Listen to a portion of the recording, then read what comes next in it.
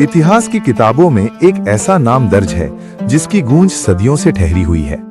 Iran सिर्फ एक मुल्क नहीं बल्कि तहजीब का वो पालना है जिसने दुनिया को कानून, कला और अदब सिखाया। अनातोलिया से लेकर सिंधु नदी के किनारे तक फैला ये वो खित्ता है जहाँ की मिट्टी ने कई शहंशाहों का उरूज और जवाल देखा है। हजारों साल पहले जब दुनिया कबीलों में बटी थी, यहाँ ईलाम और मीदी जैसी महान सभ्यताएं पनप रही थी।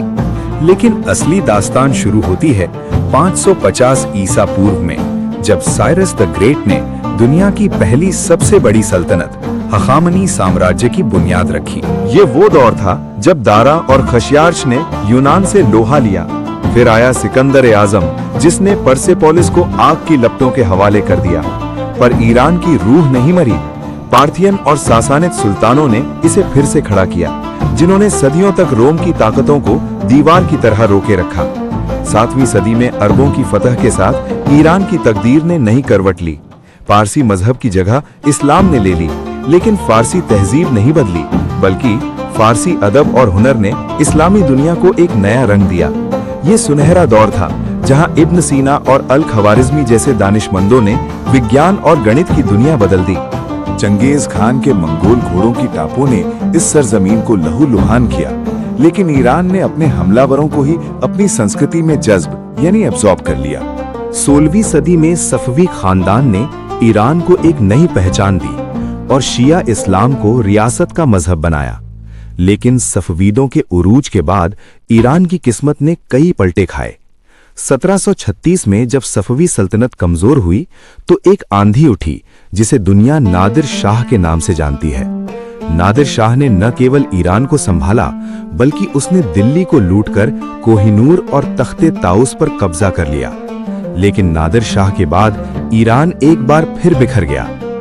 फिर आया कजार खानदान का लंबा और मुश्किल दौर 1794 से 1925।